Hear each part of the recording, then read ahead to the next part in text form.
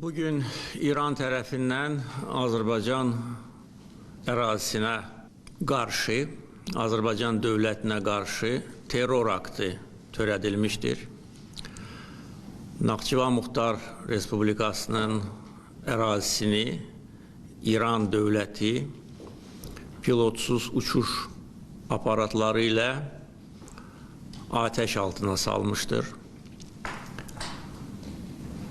Ateşin hədəfləri mülki obyektlər idi. Naxçıvan Beynəlxalq Hava Limanı, onun terminal binası, məktəb və digər istiqamətlər İran tərəfindən namərd ateşə məruz qalmışdır.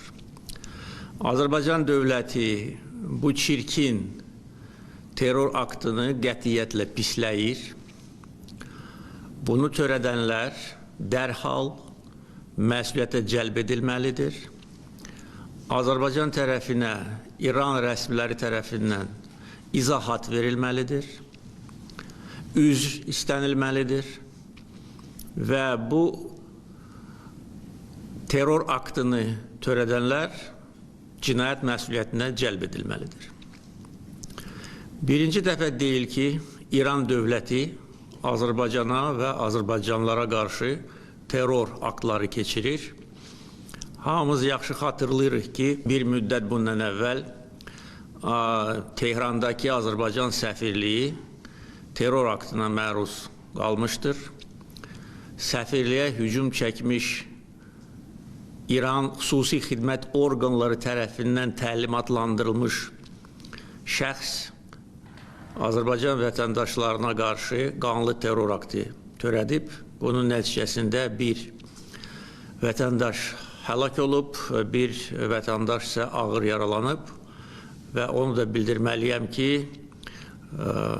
Azərbaycanın xüsusi xidmət orqanlarının nümayəndəsi Əliyalın o avtomat Kalaşnikovla silahlanmış və Molotov kokteyllə və balta ilə silahlanmış terrorçunu zərərsizləşdirib. O vaxtda bizdə şübhə yox idi ki, bunu törədən İran dövlətidir. Çünki bu terror aktı həm səfirliyin içində, həm səfirliyin ətrafında hardasa 40 dəqiqəyə qədər davam edirdi.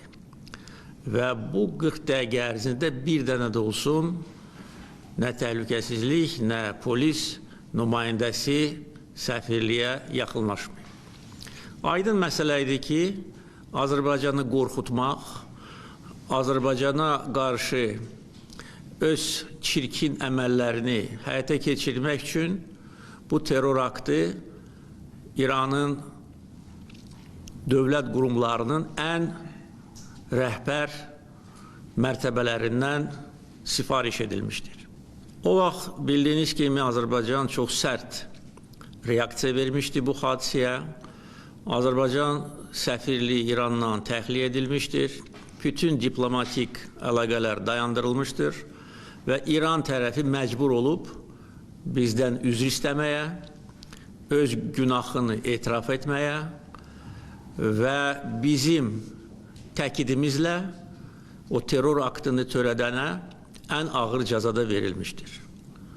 Və hətta uzun müddət bu cəzanı həyata keçirməyə maraq göstərməyən, hətta cinayətkarı xilas etməyə çalışan İran dövləti məcbur olub və terrorçu edam edilmişdir Azərbaycan nümayəndələrinin gözü qarşısında.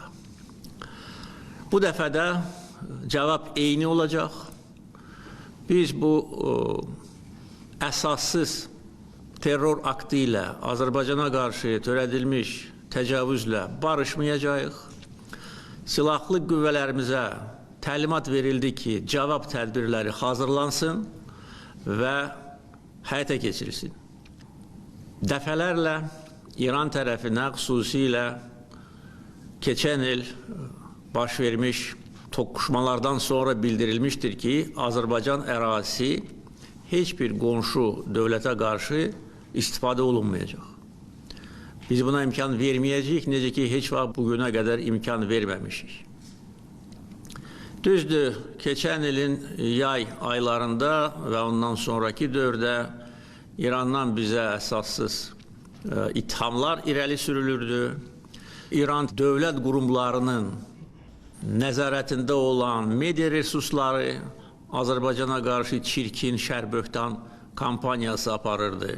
Azərbaycanı ləkələmək, İranda yaşayan soydaşlarımızın fikrini dəyişdirmək. Çünki yaxşı bilirlər ki, bugün müstəqil Azərbaycan dövləti İranda yaşayan bir çox Azərbaycanlılar üçün də ümid yeridir. Yəni bizi ləkələmək, bizi şərləmək, gözdən salmaq İran ictimaiyyəti qarşısında bu məqsədi güdürdü. Çünki bunun heç bir əsası yox idi. Azərbaycan nə o vaxt, nə də bu dəfə İrana qarşı olan əməliyyatlarda iştirak eləmir və eləməyəcək. Çünki bizim mövqeyimiz bundan ibarətdir. Biz qonşu ölkələrə qarşı hər hansı bir əməliyyat keçirtməyə nə marağımız var, nə də bizim siyasətimiz buna imkan verir. Biz öz ərazi bütövlüyümüzü qoruyuruq və qorumuşuq. Necə ki, Ermənistan işğalına son qoymuşuq. İstənilən şər qüvvəyə qarşı öz gücümüzü göstərməyə hazırıq. Və İranda bunu unutmasınlar. Və onların bu törətdiyi terror aktı bütün başqa çirkin amillərlə yanaşı böyük nankörlük nümunəsidir. Son hadisələr baş verən kimi biz onlara xəbər göndərdik, başsağlığı verdik. Xarici İşlər Naziri mənim göstərişimlə, həmkarı ilə danışdı. Mən onların səfirliyinə gedib başsağlığı vermək üçün öz mövqeyimi bildirdim. Halbuki məndən başqa heç bir dövlət başçısı İranın heç bir səfirliyinə getməyib. Yəni bunu qiymətləndirməmək, bunu yerə vurmaq, özlərini alçaq nankörlər kimi aparmaq heç kimə şərəf gətirmir. Və bu şərəfsizlər, bizə qarşı bu terror aktını törədənlər peşman olacaqlar. Bizim gücümüzü sınamasınlar. Bizim gücümüzü sınamaq istəyənlər, onların başı yarıldı dəmir yumruq vasitəsilə. Bugünkü hadisə də eyni nəticəni hasil edəcək. Ona görə bu məsələ ilə bağlı tədbirlər planı hazırlanmalıdır. Bütün göstərişlər verilmişdir. İranın Azərbaycandakı səfiri Xarici İşlər Nazirliyinə çağırıldı. Etiraz notası veriləcək. Digər diplomatik addımlar atılacaq. Sərhədlə bağlı müvafiq göstərişlər verildi. Onu da bildirməliyəm ki, bugün səhər mənə məlumat verilir ki, İranın Xarici İşlər Nazirinin müavini Bakıya zəng gelir, xahiş edir ki, Livanda qalmış İran səfirliyinin əməkdaşlarını Azərbaycan kömək eləsin, təxliyə etsin. Çünki onların imkanı yoxdur. Mənə məruzə edildi, mən dərhal göstəriş verdim ki, köməkli göstərin, təyyarə göndərin. Hətta onlar dedilər ki, biz bunun pulunu da verməyə hazırıq, dedim ki, lazım deyil. İndi dar gündə biz köməklik göstərməsək, bəs nə vaxt köməklik göstərməliyik? Axı, bütün bunların müqabilində çirkincə, namərdcə, nakişi kimi Naxçıvana zərbə endirmək, bu ləkə onların çirkin və eybəcər simasından heç vaxt silinməyəcək. Ona görə diplomatik yollarla bütün lazımi tədbirlər görüləcək.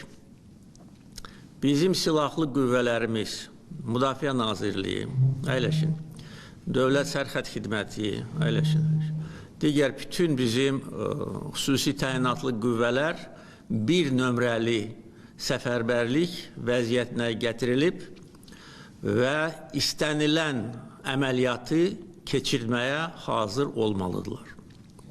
Hələlik bu qədər. Azərbaycan xalqını biz proseslərin gedişatı ilə əlaqədar məlumatlandıracağıq. Müdafiə Nazirliyinin açıqlaması əyləşin artıq mətbuata dərc edilib. Azərbaycan xalqı əmin olmalıdır ki, istənilən bəd qüvvəyə qarşı bizim dəmir yumruğumuzu onlar görəcəklər.